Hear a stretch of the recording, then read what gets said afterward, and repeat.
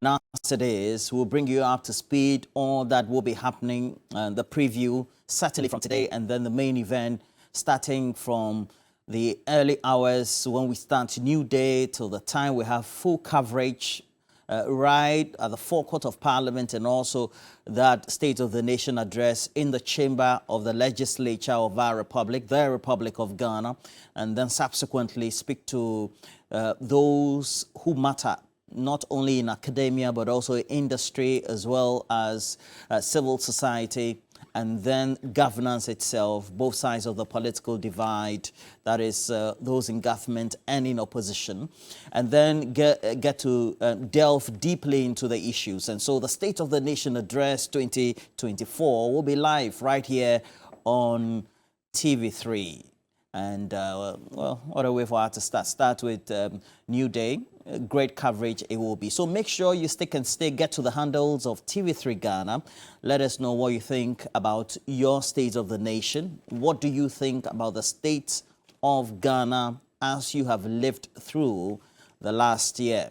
And one good thing that TV3 New Day has been doing is to make sure that while you lament or enjoy the State of the Nation, you also get added bonuses, because through cash out, which goes with the short code *439#, you are able to not only stake but once, but subsequently many times as possible.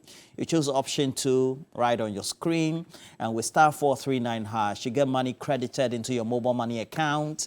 And for many of you who tend to bear testimony, as we call you after each draw, you say that cash out on TV3 New Day is the best way to go. And for an early Monday morning, for which I'm already told by a couple of you who have joined us on our stream, that the February or the January salary finished on the 10th of February. And so please make sure that you end the month well. Subsequently today also, cash out as many times as you can. And when we do the draws, for each of the draws, you have money credited into your mobile money account. We encourage you to join us live. TV3 Ghana is available for you. Facebook, the rest of social media.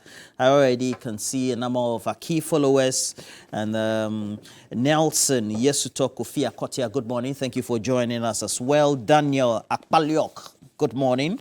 Brobe Mensa, good morning. Meshak Anan, Zylis Dwayne, watching us live from the UK. And then also Shadaya Adote and Philip Lanyon.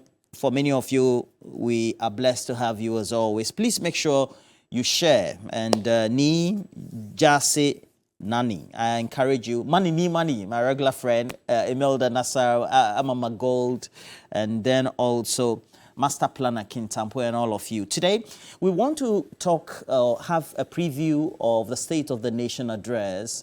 What has been the state of Ghana, and what do we expect the president to tell us tomorrow? Now, we're going to have some key personalities who will be joining us. So, the current parliamentary candidate-elect for Esikado Kitang, that's Charles Bisu, will be joining us this morning.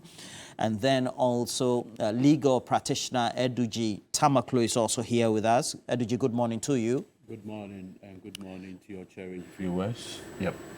Well, fantastic. And as it is, let me just say a couple more acknowledgements. Lydia Nyaba, Secretary, you're with the Central Region Office of the Ghana National Association of Teachers.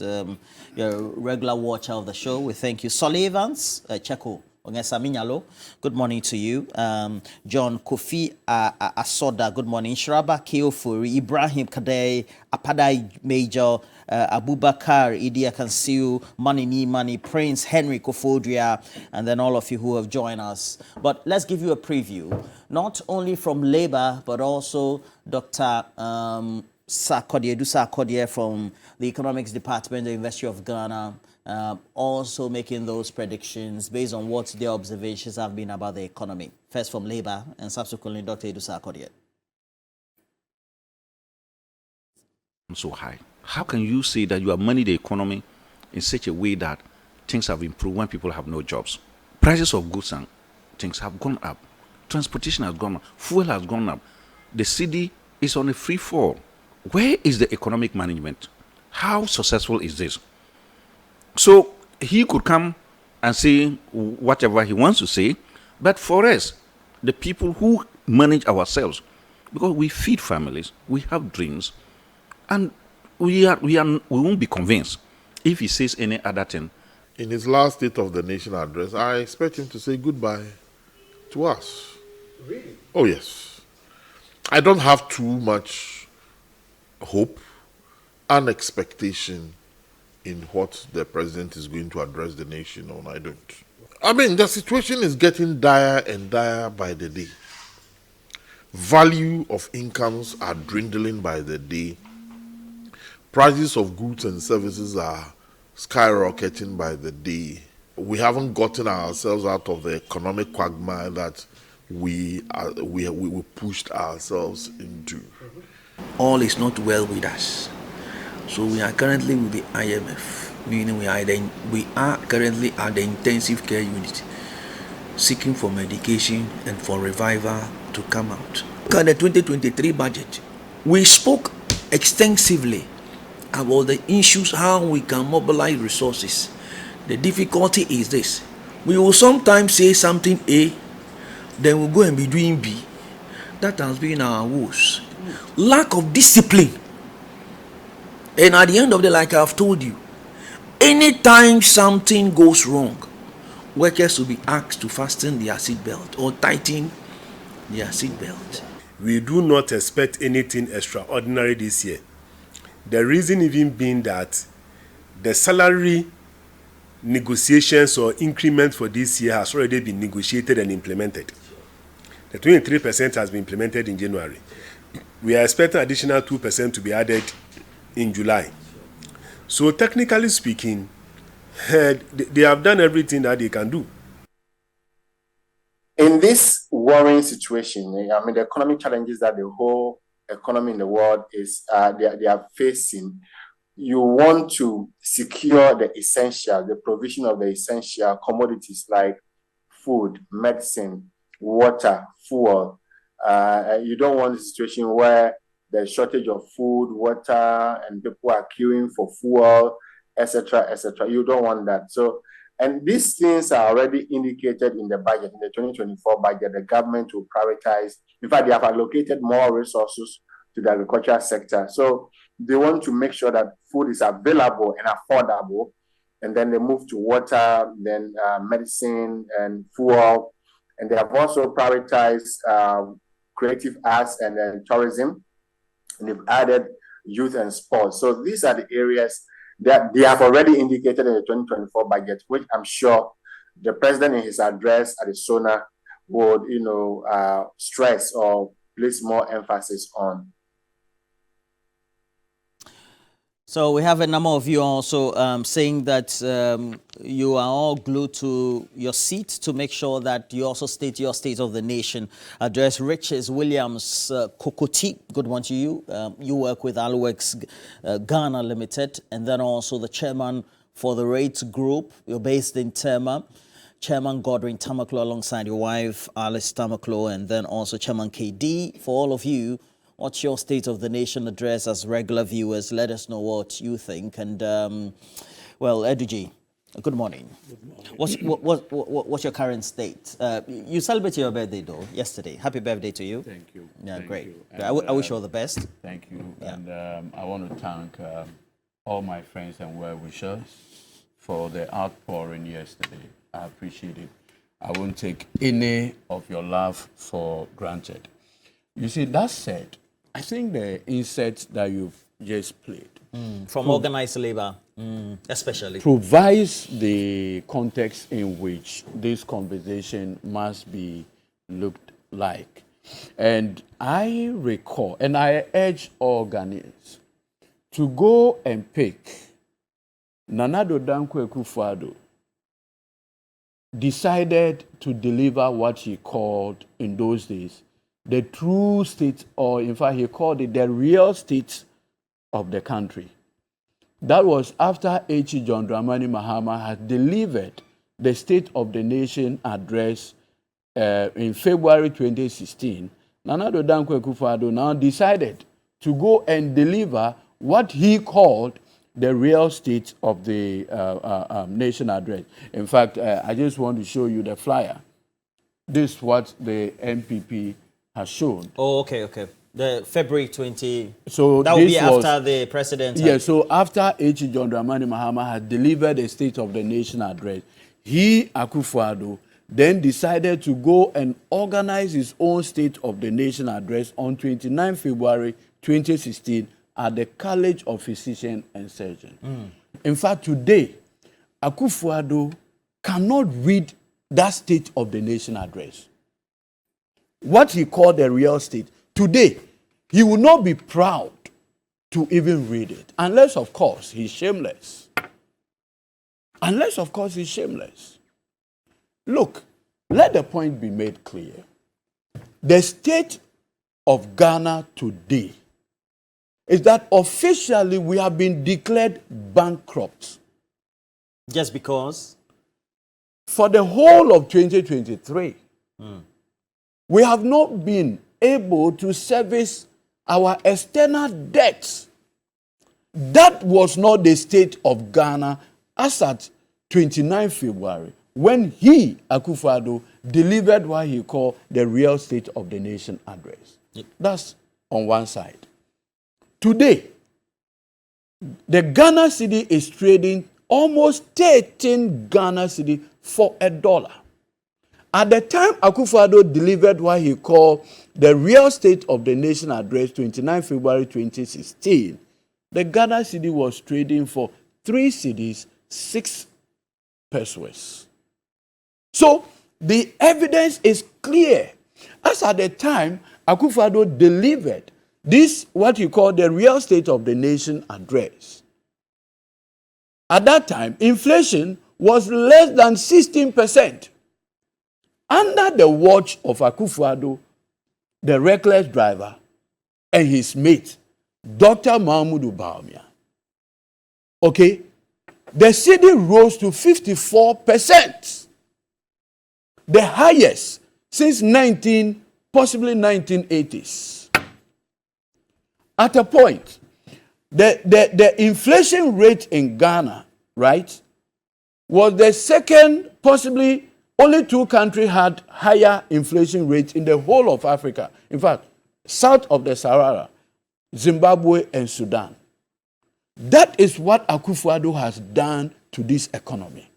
That is why Akufo-Addo, the reckless driver, and his mate, Dr. Mahmoud Bawumia, have done to the economy. Complete destruction of the Ghanaian economy. You are much older. When have you seen, since 1992, a government deliberately declare a domestic debt exchange program? When?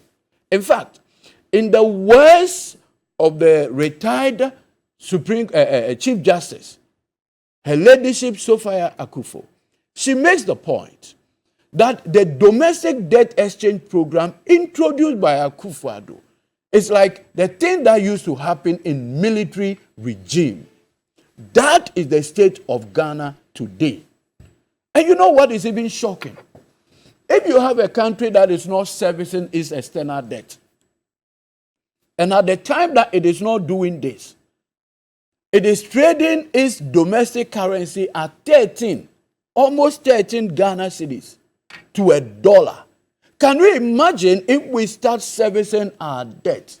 This money was coming. The Akufo-Addo Bawumia administration, or independent power producers, in excess of $2 billion. In excess of $2 billion. $2 billion. I do know that there are 2 tranches of it. The one that was negotiated by the finance minister, the former finance minister, now the presidential advisor on international investment, Ken Ofori-Atta, to be paid in piecemeal, which when I spoke to the IPPs as well as the chamber said had not been honored, or look, the one that... And let me use this platform to tell the good people of Ghana, Akufo-Addo has completely destroyed the energy sector and is willing to leave a debt-distressed energy sector to John Mahama.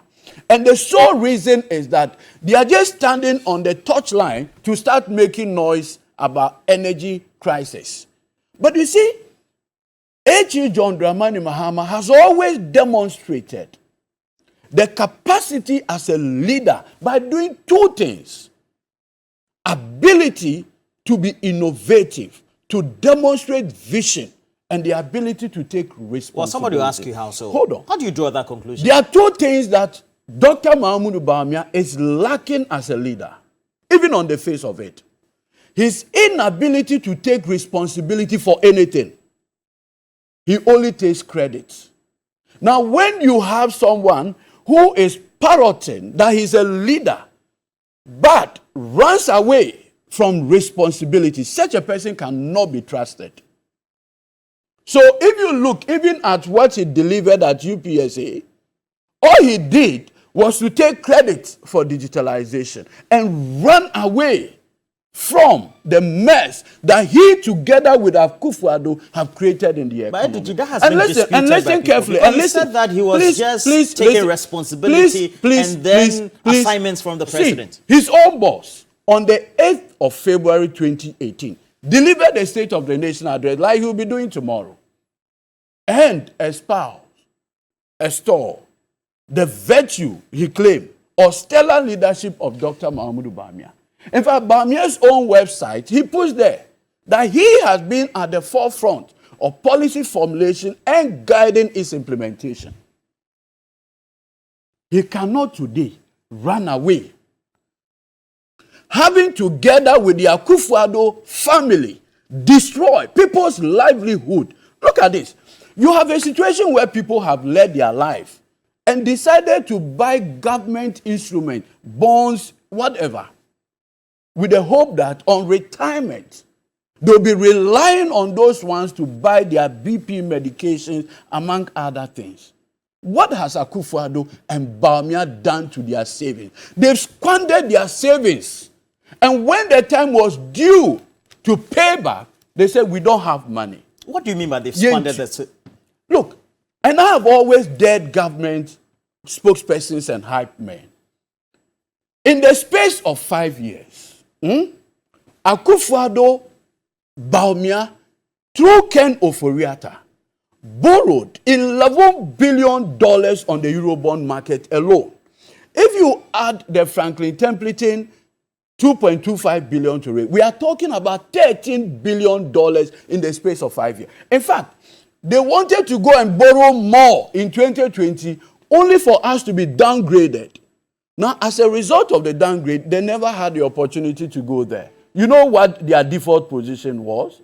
Now to go to the Bank of Ghana.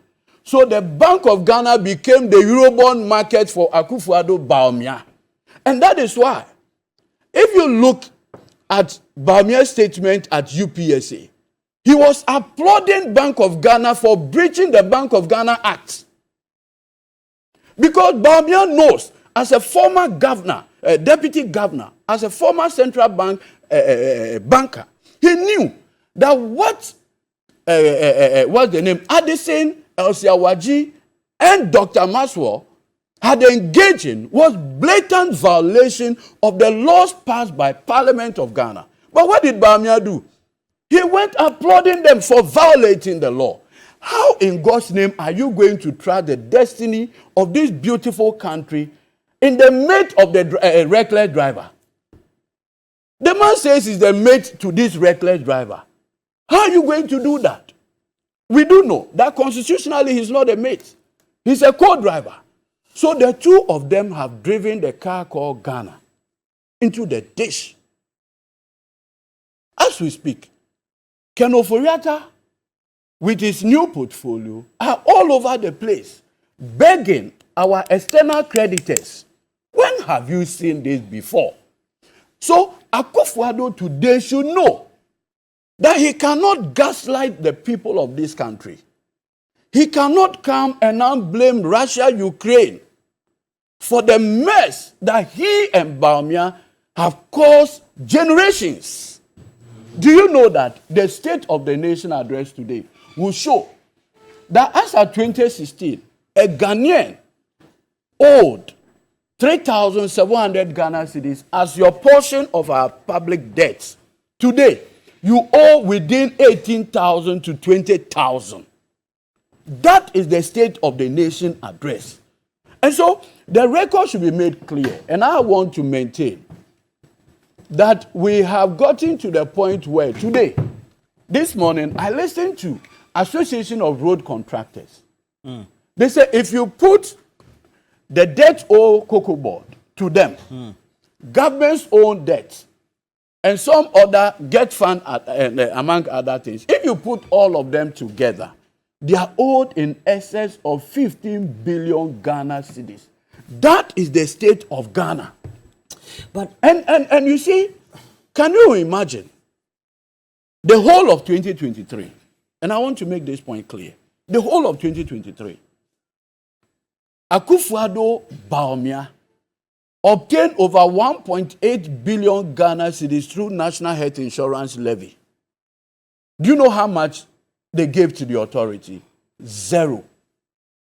Zero. So, if you put all of these things together, what is not in doubt is the destruction of this country. But you see, on this note, Akufo-Addo should be able to tell us today that when it comes to the fight against corruption, contrary to his claim that he's going to protect the public purse in his inaugural address, if you remember, the highly plagiarized inaugural address, if you look at it, the man said he was going to protect the public purse by insisting on value for money. Today, it has been shown that even Cocoa Board, Cocoa Roads alone, 87% of contracts were done through sole sourcing and restricted tendering. That aside, how is Akufo-Addo going to address this nation on the critical issue of using $14 million of taxpayers' money for the highly unconstitutional Ejapa deal? The Ejapa deal that Martin Amidu, in his 67-page risk analysis, had found out that they have engaged in, what they call procurement rigging. Do you know how they did it? Finance Minister wrote a letter to Public Procurement Authority, provided 4 names for restricted tendering. Before long, they awarded a contract, the mandate agreement, to a company called Imara, and ended up spending $14 million. Do you know the city equivalent of $14 million? We are talking about almost 170 million Ghana cedis. And now let me make this point. Fellow Ghanaians, there is no way Dr. Mahmoud Bawumia can retrieve our $14 million. There is no way. what are you talking about in relation to what has been spent on? Yes. But these items are well itemized if you look at what the MMIF did tell the Public Accounts Committee. Look, I have seen the breakdown. Yeah, we If are. you, yes, It's if you public say that you have spent $1.5 million for salaries, which salaries? Who are the employees? And do you know the most shocking part? Please wrap up for me. Yes. So that I introduce Akufo-Addo Bawumia, acting through Ken Ofori-Atta, decided to set up a company offshore in a very opaque manner. As we speak now, MPP leading members don't even know who the directors of this Ejapa company are. They don't know. So how in God's name can you go and set up a company on behalf of the government of Ghana without the benefit of knowing who the directing minds of that company are? Okay. Now, And so the point should be made clear. As electorate, as we prepare for the 2024 election, one thing is clear. Dr. Mahmoud Bawumia has been neck deep in the pervasive corruption that has gone on under their watch. There is no way that... how do you make that conclusion Yes, when the vice president is only the vice president? And as he says, head of the economic management team... Thankfully, you have this 1992 constitution. This constitution establishes the vice president's office. It does not make him, as it were, a spectator. And that is why when the president travels, he acts. He is the president for the time that the president is not in the country. You're a legal practitioner. He doesn't take foremost decisions, right? No, even if, no, there is even no. If, please hold on. The argument no, is hold that on, hold on. even if the president travels, he still acts as president, but in consonance and based on delegated authority. There's no such thing. There's no such thing. It's not a delegated rule. When the president traveled, and in fact, when the president traveled, it was Dr. Mahmoud Bawumia. Hold on. It was Dr. Mahmoud Bawumia who set up the Ayaso West Wagon by-election, the commission, the Emil Short Commission. It was not delegated. And so the point, nobody should be confused. And that is why I am telling the electorate that if you vote for Dr. Bawumia in 2024, how are you going to get your $12 million from the Ejapatives? How are you going to do that? We have the Office of the Special Prosecutor, we have the CID, we have Look, a number of them as well. Even when, but you see, 30 seconds. 30 seconds. No, just 30 seconds. Just 30 no, 30 You seconds. notice that it was under Bawumia and Akufo-Addo that Martinamidu wrote the risk and called the president the mother serpent of corruption. Do you know why? Because Akufo-Addo sought to what? Interfere in his work by telling him to downplay on the work of the risk assessment. We have joining us the parliamentary Kenoforiata. candidate-elect for Esikado Kitan and Charles Besius here. Charles Besius, good morning to you. Good morning and, well, Edu Gitamaklo has been here on a free ride, etc. Do you think that for all the accusations in relation to how bad the economy is now, for which, of course, the president says we're turning around the corner, the other side of the political divide, as well as the critics of government, seem to discount the gains that have been made from 2017 to 2019 and then tend to dwell on only the difficult years post-2020? Okay. Thank you, and then good morning to your listeners. I think I was a bit late due to traffic. And You're welcome. Thank you. And belated happy birthday to Edu G. I didn't know he was born in February. Actually, last year we spoke. Oh, okay. Yeah. Okay. But he doesn't actually speak. Godwin Tamaklo also says happy birthday to you, Edu Gitamaklo. Oh, thank you. But he doesn't speak like a February born. Are you a February born? Yeah. Oh, okay. 14th. Yes. Oh, well, I remember. And I then- watched you right here. Yeah. But it's only So because. February borns, you speak differently. Yeah, but I mean, he has a certain coloration, the NDC, and he's been given a script to come and read out. So I can actually deduce from that.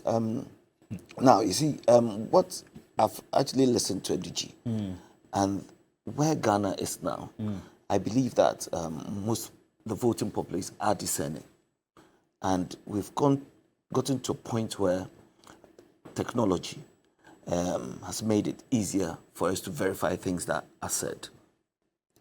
And so coming here to actually denigrate people, what the strategy is that we try and then attack the personalities of people so that the messenger's message doesn't actually get there.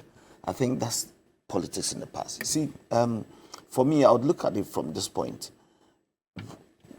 The manifesto that we actually won the elections by, and their manifesto. Which of the you have two manifestos that We have won the 2016 and 2020. But if you look at it, MPP has been consistent. You know, in 2008, we had industrialization there, we had the education there. 2012, we were consistent. We maintained that. 2016, we maintained most of it. It was only we only updated what. So it means that what we wanted to add to. So it means that we're consistent and then we're abreast with time by updating that. And we won power with that. So I would have wished that Edu would bring our manifesto and say that, okay, you said you were going to do A, B, C, D, but you haven't done it. Then we'll be having a conversation. But coming out and attacking personalities to ensure that nobody's listened to doesn't wash. You see, first of all, when we were coming into power, we told Ghanaians about free SHS. Have we done it? Enrollment has increased to 75%. So a lot more children are going to school now. Yes, that's a tick in the box. Industrialization, you know, under the NDC, PNDC, I remember in 1983, during the structural adjustment program, economic recovery program under Kwesi Botwe, we sold about 120 companies. Kwame Nkrumah has started industrialization, so we could have gotten somewhere. And then these companies were what liquidated or sold. And so all that time, we were actually importing more and not exporting. So if you look at it, our balance of trade wouldn't be what that strong.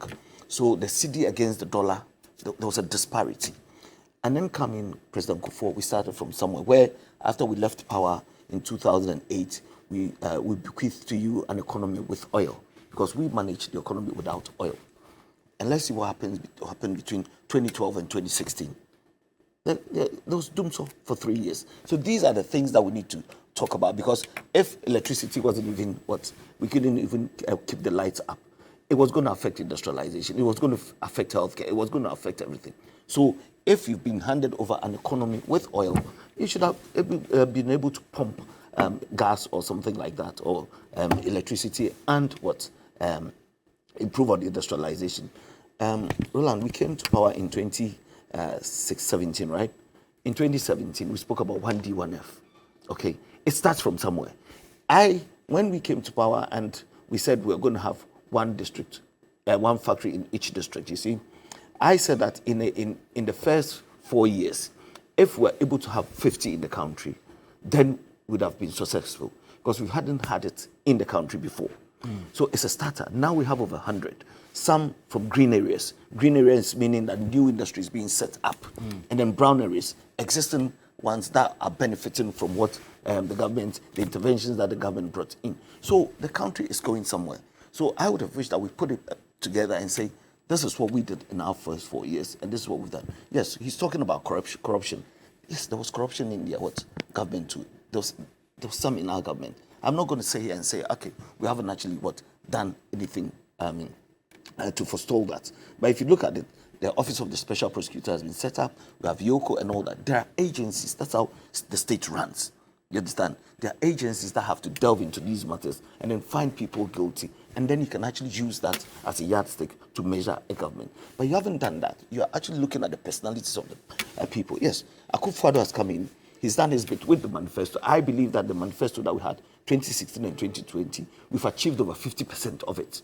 Because in this country, I have never seen a manifesto that we've actually gone beyond the 50. Because we win the power with the manifesto and then later on throw it somewhere and do not heed to it. But I believe that we have done right with that. It doesn't mean that things have been rosy in the country. We've had force majeure, COVID, we've had the Ukraine war. We cannot deny that. You know, whenever you mention that, people say, no, but it's in the past. But it derailed us because you never put it in your budget. You never put those in your manifesto. That along the line, the 4 years that I'm going to be ruling, or the 8 years that after you've given me the second mandate, these things, I actually foresaw them coming. So I have failed by not putting them or actually adding them into my manifesto or my statement budget. But when these things came in, was the country able to stand on its legs? Roland, in Italy, which is an advanced economy, 40,000 people died of COVID, right? And that can affect the economy. Ghana, we're able to actually keep people alive. You understand? So you put all these things together and see where we're going to as a country, where there are leakages. So I would have wished that if NDC are coming in, because it's not like President Mahama being a new person or a new kid on the block coming in. He's been a president of Ghana, a vice president and a president for 4 years. We all saw what he did, you understand? So coming back to say that, yes, I want to rule over this country again, I feel that we should actually talk about the things that he did wrong and be honest with us, mention them and say, this I did wrong and this I did wrong, right? Who? The former president? Yes. And then, because people are discerning. You can't just actually shove that somewhere and say, okay, I'm coming back. I was the best person when you had doing so for about 3 years under your tenure. You understand?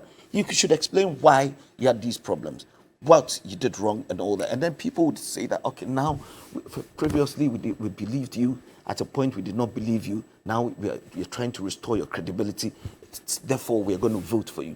But you come in at a point you say all Okada drivers will be licensed to, legalize. And what measures have you put in place? Then you come out and say 24-hour economy. How is that going to be done? You understand? Yes, we have 24-hour economies across the world. other countries which are working well. But in this country, we have, if you go to New Plant Station, the vehicles work 24 hours, don't they? And when you're saying 24-hour economy, I think that you have to create, you understand, is there demand for it? It must be demand driven. So you can't just say that 24-hour economy. So would the banks open 24 hours? It's online. I can transfer money on my phone at midnight. So you can't tell me that, okay, somebody goes to the bank in the evening, the banks are closed at 5, so there's 24-hour economy. You look at the security aspect of it, you understand? Who's going to go to the bank at 12 a.m.? You know what I mean? So it must be demand driven. And then you pilot it, you do it slowly. I'm not saying that it's not a good thing, you understand? But we're looking at our economy. We're now pushing industrialization. Those 24-hour economy thing, it is, you can't just say that I've actually passed the law for it. If you have a company and you're running it and there's a demand for it, that you do 18 hours or 24 hours, it is the management decision. You understand? So, and there's no law barring any company to say that you can't work 24 hours, is there? You understand? So for me, it's moot. Okay. Okay? Let me, you had a lot of time. You're a parliamentary candidate. If the constituent of Esikado Kitan, even if not the larger section, the minority section, do indicate that if you look at the debt that has been racked up pre-2017, Yes. and you look at it today, and you look at the rate of inflation over the years, and currently as it is, some 23 point excess percent, would they be right to say that their income levels have greatly eroded? So the definition of inflation is that more money chasing fewer goods, right? Okay. So I don't. It depends on the situation, because if you ask a question, it's actually the percentage rate of change of prices of goods and services over time. Yeah, but then I mean, it's more money chasing fewer goods. You take more money. That's just a literal translation of. Yes, that's what I'm saying. So you go out there, you pay with a lot of money, and then you bring in fewer goods. That I don't want to go in and then go into the nitty-gritties of inflation, because the lay person, it's got to 10% that you. But Mr. Besiu, it's very important, because no, I'm not saying it's not Ghanaian, important. Yes, You're not listening to me. I said that I wouldn't want to delve into it and use the technicalities. It's a lay person, or the officials by So my standard. question is, would you agree if an ordinary Ghanaian who is a member of your constituency, the constituency you want to become a member of parliament for, says that the money I had in 2017, if it's 10 cities, the value of that money, because of inflationary pressures, has reduced drastically, and so can buy less goods or services? So would you agree? But Roland, would you agree? You're trying to narrow me down, but I was answering the question. I'm not narrowing, that's a question. So you have to, but you were derailing me. Narrowly. You are derailing me. So if you allow me, I mentioned about more money chasing fewer goods, and you just concluded by, reiterating that for me. Thank you. You see, yes, that's what I'm saying, that it depends. Yes, there's inflation. Inflation is high. And the meaning of inflation is that more money chasing fewer goods. And that is a fact. It is there now. Our economy had turbulence in it. And the president said, we're turning a corner. And we look at the things that have been put in place. Yes, it's not going to be like this. We've been to IMF, right? The IMF that we went to, there are conditionalities, but it wasn't as that of the NDC, where employment sector was seized and all that. So if you're doing it and then inflation is rife now, you understand, it's high now, and then you're still creating jobs, employing people and all that, eventually inflation is not stagnant. It's not going to be there. It's going to go down. That's true. And then work must be done to bring it down. That's why I mentioned industrialization. I mentioned all those indices that brings inflation down. And I said we've started from somewhere. So if anybody says that, yes, inflation is high, yes, I will agree, because the figure is there. You understand? But I was trying to explain what it is. You understand? It means that you're taking maybe 5,000 cedis. Hitherto, you go out there and buy a bag of rice for maybe 500 cedis. Now you're going to pay 600 cedis. You understand? So it gets to a point that it fluctuates. Are you getting my point? So I wouldn't play with figures and say, oh, no, it's not there. And then, no, inflation is high. And that the government is doing something about it. And what are we doing about it? We mentioned that there are ministers and others in place. Now what we're doing is that we're making sure that industry is working.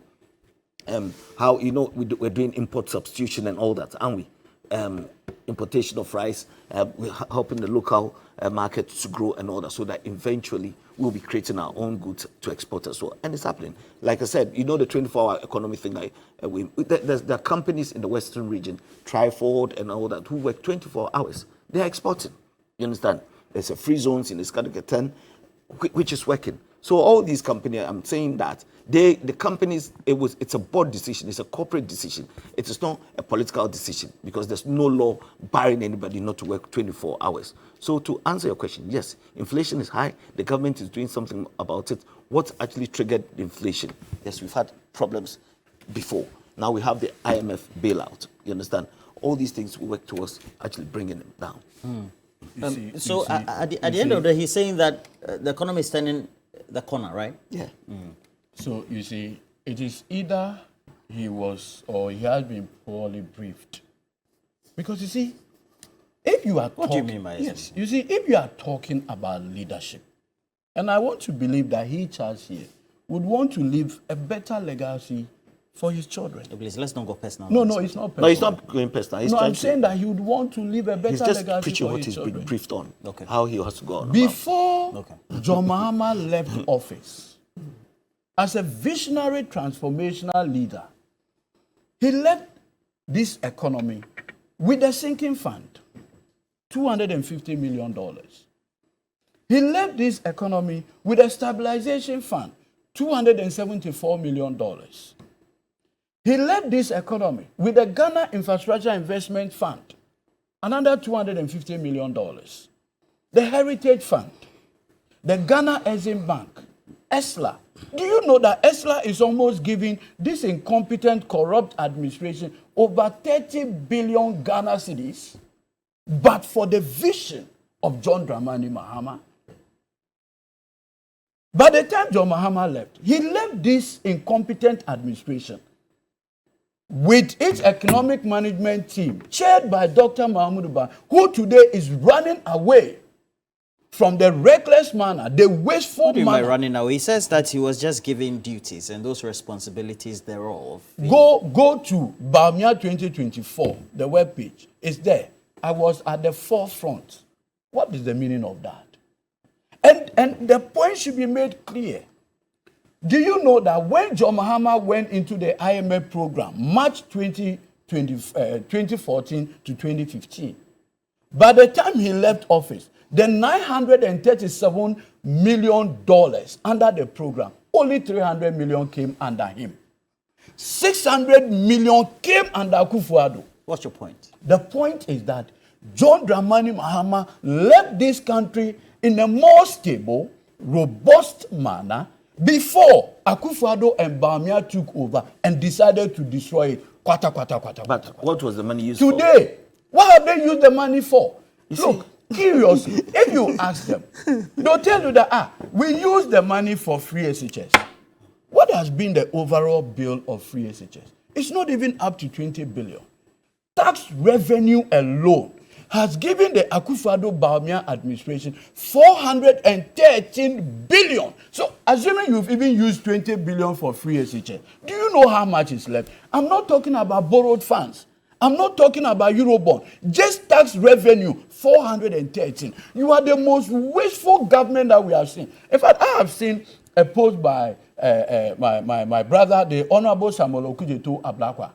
Is it not curious that this government had budgeted $48 million for the African game that we're just going to have in 18 days? For 18 days, at the city equivalent of almost this, we are doing 600 million Ghana cedis in 18 days. Akufo-Addo, what is wrong with you? But we're hosting a tournament. No, but look, already we have spent over 100 and something million on the infrastructure and others. What effectively we are doing is that every week, for the 3 weeks, we'll be spending. Do you know how much? But we're hosting a tournament. Hosting what tournament? The whole of Africa is coming here. At least those How many countries? Those countries. How many countries are coming I can't here? remember. All African Please. games. Isn't all the All African please. Games? Yes, it's the All African Games. You are saying $48 million is too much. No, but if that money belongs to Akufo-Addo, would you do that? But we are hosting the tournament. Look, I have a question. Hold on. Please, As we respectfully. speak, Mr. Bishop, can you you saw, note it you saw what I happened. remember. AFCON, the AFCON. You saw a situation where the prize money for AFCON is about $7 million. And we had already budgeted to spend $8.5 million. Look, a few weeks or months ago, the dialysis center at Kolebu, they were principally begging Ghanaians. Is it not curious? Hold on. Are we not please. mixing issues See, of the apples overall, and oranges together? The overall of Ashanti, Otunfo, he's on record to be asking indigenes of Ashanti, among others, Ghanaian corporate social, You mean soliciting? to help build a hospital in Kumasi. Akufo-Addo has $48 million, and he believed that the best way to spend that money is through games. You have 3 minutes. Akufo-Addo we are believed that hosting the best way All-African to spend Games. taxpayers' money is to spend $40 million on the failed Ejapa deal. Charles, if you have to run this country with your I think he's own taking personal... us all No, over. I'm He's not. n- he's With not- your own he's not personal communicating. resources. So with no, your own... DG, No, if I'm not communicating, you should not be jittery. Okay, You should not be... So calm down. Okay, so your point is that you are saying that we need to prioritize? Your priority. Okay. Look, do you know that when Akufo-Addo decided to demolish the La Hospital, the only reason why we've not been able to rebuild it was funds. Yes, that's Was true. funds. Now we're So- supposed to build it with GOG funds. Now we are doing that, and we have $48 million. But that is for the All-African Games. No, you are not getting it. It is your money already. Do you know that the overall budget or the All African Game from infrastructure? You have a minute, Yes, please. from infrastructure and everything, we are doing almost $200 million. At the time, hold on. At the time when you can't pay pensioner bond holders, at the time when you have defaulted on your external debt, do you know what it means? Pensioner bond holders who are watching this show this morning, So we should have deferred the hosting of the tournament? what is it of priority? What is the use now? Look, if you should rank the priority of Ghanaians now, game is not one. But he made an interesting conversation. 30 seconds so I finish on it. He was talking about the 24-hour economy policy proposal by H.E. John Dramani Mahama. Look, the Trade Union Congress, the largest amalgamation of trade unions in this country, has overwhelmingly endorsed that strategy, that it is a game changer. Not only that, He says that the global... Charles Bishop is Hold on. worried that there's no further and better particulars by way of the explanation on how this intended See, to I said it should be Hold on. demand-driven. You understand? And it's already there. There's no law barring you from working This 24 hours. reputable poll company, Global Info, decided to do a polling between the digitalization agenda by Dr. Mahmoud Bawumia and the 24-hour. The overwhelming response from the respondents is that they are gravitating towards the 24-hour economy policy proposal. Is it not curious? And I will not take a lesson from the MPP. The On the 30 question seconds of gone. demand-driven, No, do you please. know what they said? They told us that in Ghana your here, 30 seconds we is- need demand-driven. What is the meaning of demand? Government is the biggest spender, procurer. So if government decides to create a demand, that demand will be there. Unless, of course, you are not aware. Government is the biggest spender. So when people say, where is the demand? Until Uber was set up, was no Roland, demand I think for the Uber. 30 minutes. Okay. Edgy. So Now, we should know this and stop this argument that, we need to have demand. What is the meaning of let demand? Mr. Bishop speak. Demand is not created so in Mr. vacuum. Bishop, so the summation of all that he's saying is a lack of priority of spending. That he says even engulfs as making the decision to host the All-African Games, etc. Even though the edifice are fantastic, I live close by, so that's a good one. We have good diverted routes, etc. I'm thinking we're already committed to a project. So once it's a continental-wide tournament and you're hosting people, you have to make sure that as a state, your responsibility is well adhered to. So, you see, I am struggling to understand him because he's all over the place. You see, what he's doing is not, it would be an insult to say not an effective communication. Because you see, what he's trying to do is that he's touching on the emotions of people. That's the communication he's doing. Because he mentions a big amount. I don't understand. So I'm trying to explain it. He said 200 billion but he doesn't say what the money has gone into. Can you imagine spending, and then that money should have gone here? But there are priorities, right? We have ministries. We have the sports ministry, we have the finance ministry, we have the each of them had what? Policies. Is that okay? Now, we are hosting the All African Games. Isn't it good for a country like Ghana to host the All African Games? When you're broke? Have we thought about how much that will come in the long run? The tourism aspect of it. The tourism aspect, our hotels. Inflows. Yes, and all that. And then one person comes in and goes and says, oh, I went to Ghana. Ghana is so beautiful. They have A, B, C, D. So in the future, people go there. Now we have people traveling all the way from America, and then they come and live in La Palm. Holiday, package holidays, don't we? So tourism aspect, it's done. Those selling food stuff, restaurants and all that, their sales are going to go up. This is how you have to look at it. The infrastructure? Infrastructure. If you're going to Botiman, that edifice there, I think there are hotels coming to that area. That will link up to Tema, the overhead from Palace Mall and all that. And you're sitting here telling me that it's not a good priority. The Ministry of Health, yes, has its policy. You understand? So then you're telling me that in terms of priorities, so we have to take the sports ministry out, because there shouldn't be any major project. Recently, Ivory Coast hosted the AFCON, right? What's the stadium that came up? I think they said it was 2-tier. 3-tier. I even posted it. I got insulted a lot by proxy accounts of the governing party. Okay, yes. I'm not sure. I haven't seen that. You see? No, but that's okay. So that's a fair. benefit. It's part of the job. That's a benefit to the state. You understand? So if you sit here and you say the money should have gone into this, and you're just trying to touch on emotions, and I'm saying that the Ghanaian is now descending. You understand? Those you're talking about this, it not being a priority. So are you insulting the intelligence of the Ghanaian who go to that stadium and watch the sports? That's what we're doing. You understand? So for me, Roland, all I'm saying is that the economy, okay, it's the backbone. Everything, it's what is driving us in this country. Are we doing well with the economy? There's been problems. You mentioned inflation. The global inflation rate went up fivefold, didn't it? After COVID, across the whole world. And then ours even Britain declared recession just last Exactly. week. And then before inflation, we are about around 7%, weren't we? And then post-COVID, we shot up. So it is something that triggered it. So we need to actually argue rationally, you understand, by telling the Ghanaian the truth, that there's a bullet to bite, there's turbulence, but these are the problems, and that in future, this is what is going to happen. You understand? If it doesn't happen, then we have something to answer. But whatever they're bringing together, I'm just saying that in our when we're in the secondary school, a balance that we use, we say Pascobianism. President Mahama has been there before. When he went out there, he was saying things as if things are so cheap. You understand?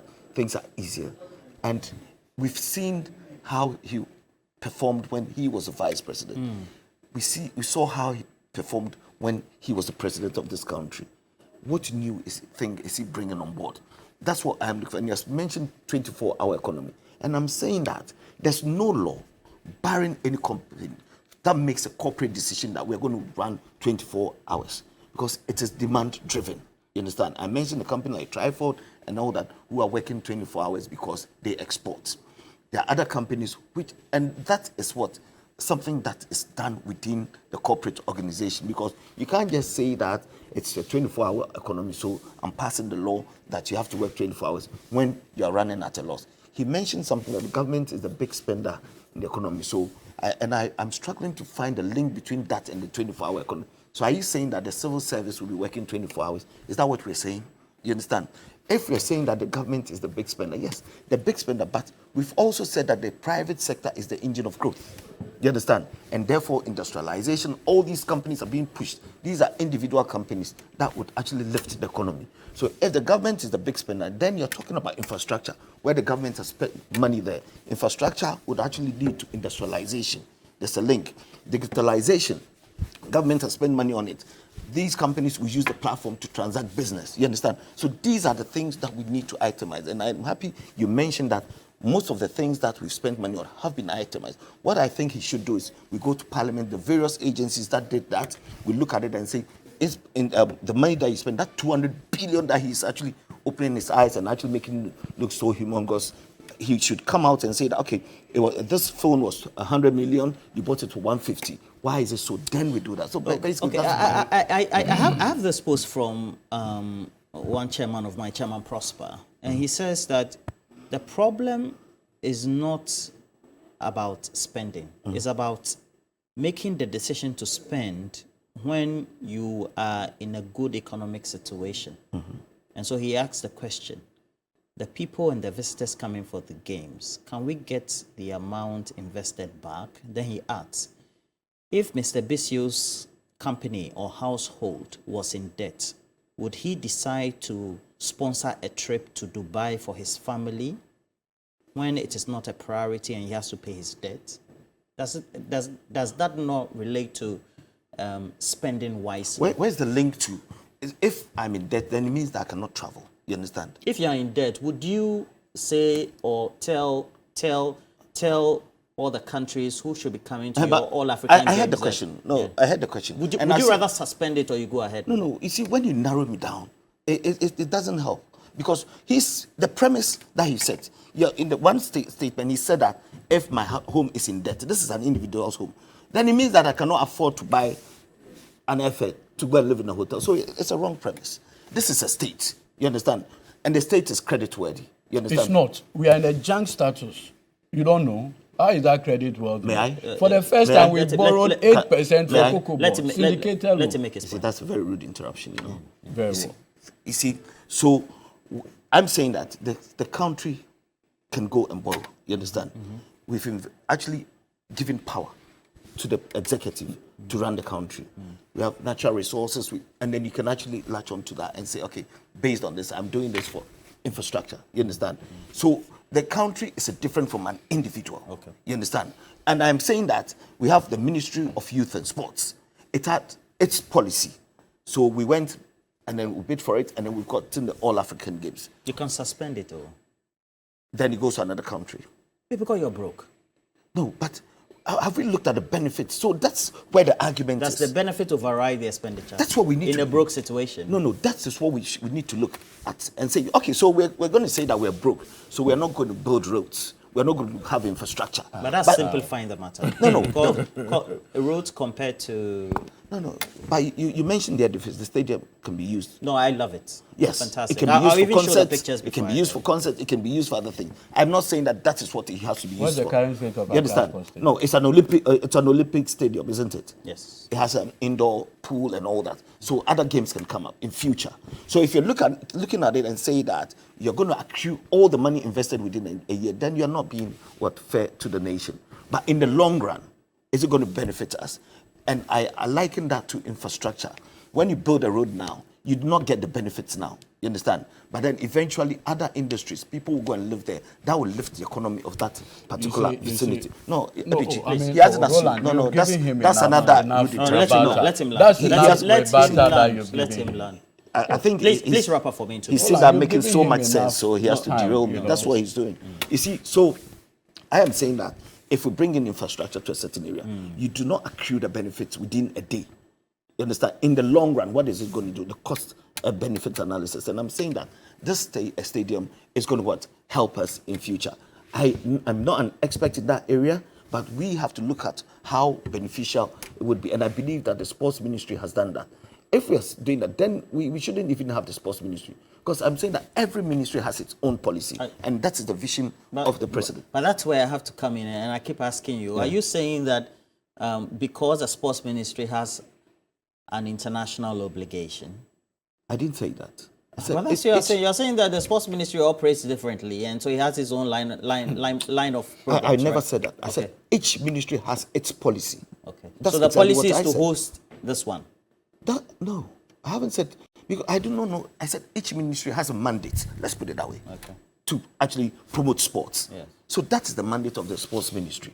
I never said Roland. what the two things that you said. All right. Let me just read a couple of messages and then we'll go. Coming back.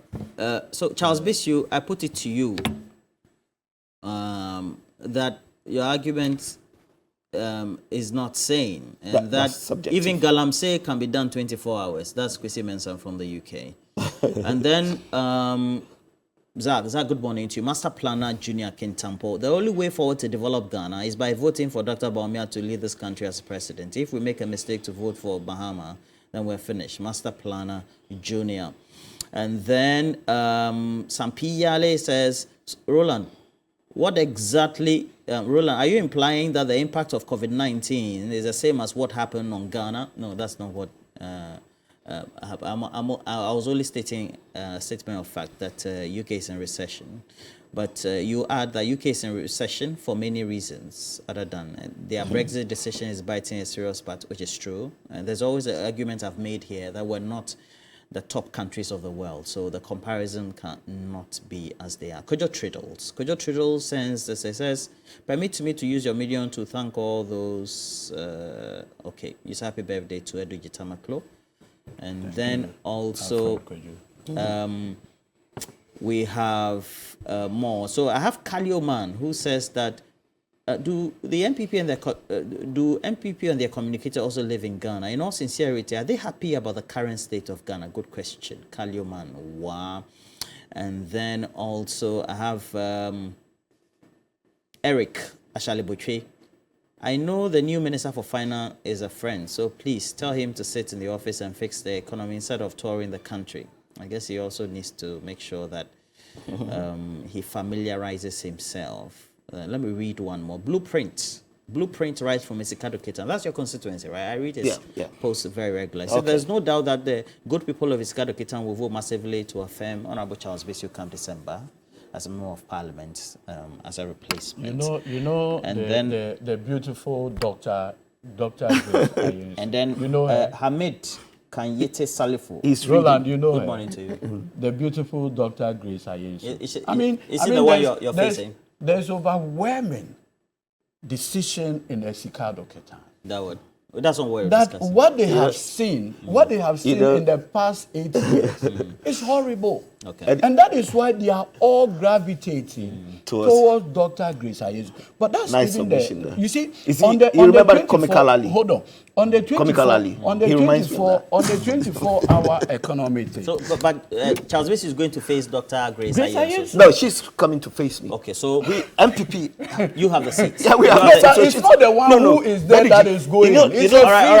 Energy hasn't even been there, but it reminds me of Comical Ali. 30 seconds. You are telling people to bite the bullet, right? Meaning that it's supposed to be a shared responsibility. That's not what I said. Hold on. That's not what I said. Now, when you have a situation... You didn't say that. No, I said... You used the word. Immediately I used it. I used that phrase, but I did not say I'm telling people to, buy the bullets. So who is doing it? No, can I repeat this is a hold on. I'm sitting here. This is a government. This I've is gone a nowhere. government. Let me repeat that so that you... So what did you say? What I said was that we need to explain to people where the economy is. There's been turbulence. There's been this. And therefore, if we have to bite the bullet, we have to make people understand. Is it not the same thing? Like no. He said I'm telling people to buy the bullet. Today, the state of the nation, the state of the nation is marked by 3 EM: economic mess, educational mess, and environmental mess.